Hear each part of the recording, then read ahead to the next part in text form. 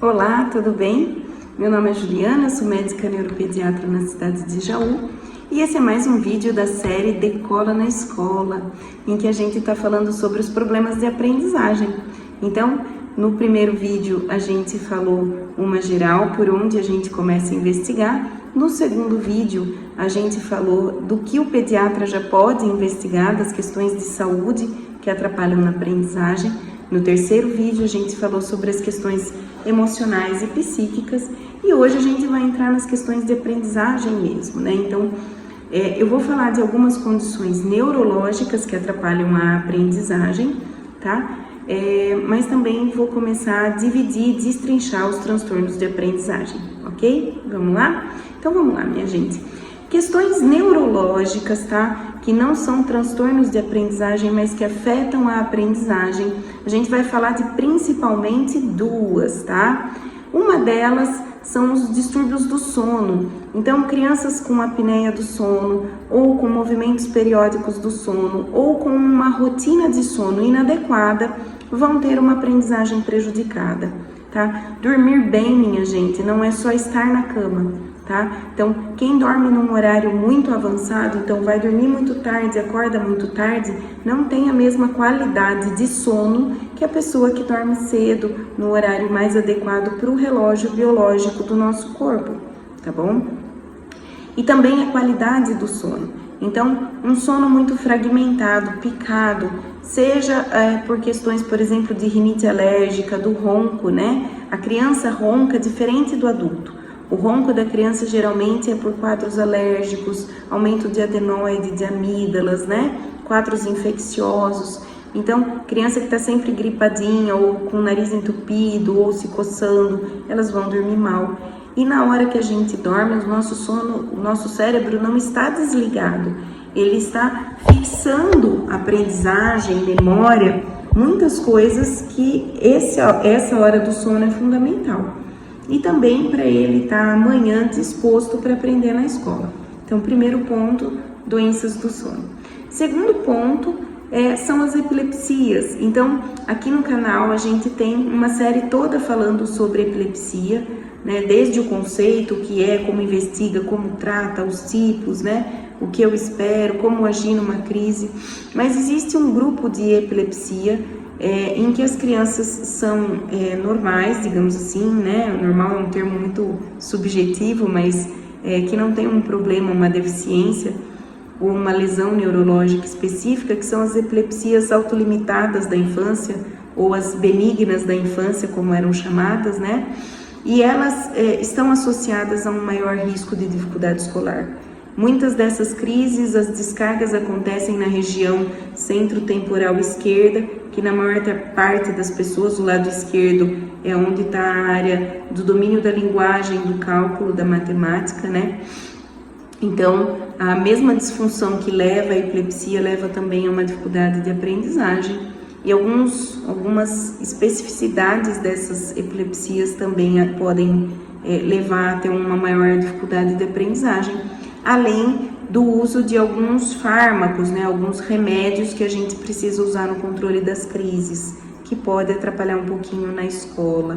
Não são todos, tá? Alguns mais que outros. Além disso, tem as epilepsias que já são associadas à lesão neurológica e aí também, principalmente pela lesão, você vai ter dificuldade de aprendizagem. Ok. Então, essas duas principais que já acometem uma grande porcentagem de pessoas, né? Os dois grandes problemas neurológicos que afetam a aprendizagem. As questões depois que a gente vai falar são os transtornos específicos de aprendizagem. Então, entra na área específica tanto da pedagogia quanto às vezes de outras terapias de fono, de TO, e a gente vai abordar. É o que a gente chama de transtornos do desenvolvimento. Por que transtornos do desenvolvimento? Porque dentro dos marcos do desenvolvimento, que são aquelas datas para andar, falar, ler, escrever, amarrar cadarço, tudo isso, essa criança vai ter alguma dificuldade na aquisição dessa habilidade, tá bom? Eu vou falar para vocês, acho que de 6 transtornos, principalmente, né? Mas dentro desses você tem um subgrupo em que há deficiência, em que existe uma condição que mesmo com o tratamento sempre vai haver alguma limitação, tá? Que é a deficiência intelectual e o transtorno do espectro autista, que ambos, por definição, não têm cura, mas ambos têm tratamento e existe uma evolução muito favorável quando o tratamento é feito adequadamente. Claro que dentro da capacidade genética estrutural do indivíduo, tá? Depois eu vou explicar direitinho cada um. E um outro grupo que eu tenho transtornos da aprendizagem, nos quais eu fazendo uma adaptação do conteúdo, eu fazendo terapias por um tempo necessário, eu tratando às vezes com medicação, essa criança lá na frente pode não ter mais nada e ter uma vida absolutamente normal, tá? Independente de não ter mais nada lá na frente, o período em que eu faço o tratamento é muito importante porque eu vou fazendo com que ela consiga ter um acompanhamento escolar melhor. E qual a importância de bem na escola, não é? É muito grande. Então a escola é o lugar que a criança mais fica na infância depois da casa dela, né? E lá na escola, além dela se preparar para um dia ela ter uma profissão, o seu lugar na sociedade produtiva, né? É importante ela ter as relações sociais que acontecem na escola. Então os amigos, o conhecimento dos professores, dos funcionários, de outras famílias. É um meio muito rico de convivência, a escola, e de experiências que não só na área acadêmica podem fazer ela despertar um interesse por uma profissão, como por exemplo o esporte, a música ou alguma coisa dessa linha, né? Então é muito importante a criança ter esse convívio escolar e ter um sucesso nesse convívio, também para que ela tenha uma visão de si positiva, né? Porque às vezes a criança tem dificuldade na escola e isso ela desmotiva a se estudar. Fala, eu não consigo, é ruim, é difícil, e aí ela vai cada vez tendo mais limitações, né? Então a importância de a gente intervir cedo é para que ela não se desmotive, para que ela não desanime. E uma coisa que é importante falar é que tem muitos pais que resistem a trazer no neuropediatra por falar, eu também era assim, não tem nada, é só molecagem, não é nada. Mas é importante, gente, uma coisa que em todos os vídeos eu falo. Se você tem uma característica do seu jeito de ser, da sua personalidade, que te traga dificuldades, quer dizer, eu não estou feliz na escola, eu não estou conseguindo atingir os objetivos que são propostos na escola, que dificulta a minha vida, isso deve ter atenção, isso merece atenção.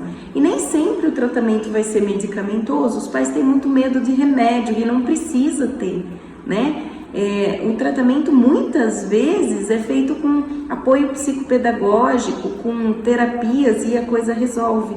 Mas algumas vezes o remédio vai ser benéfico e ajuda muito. E você poder ter a experiência de ser elogiado, de ir bem, é muito bom.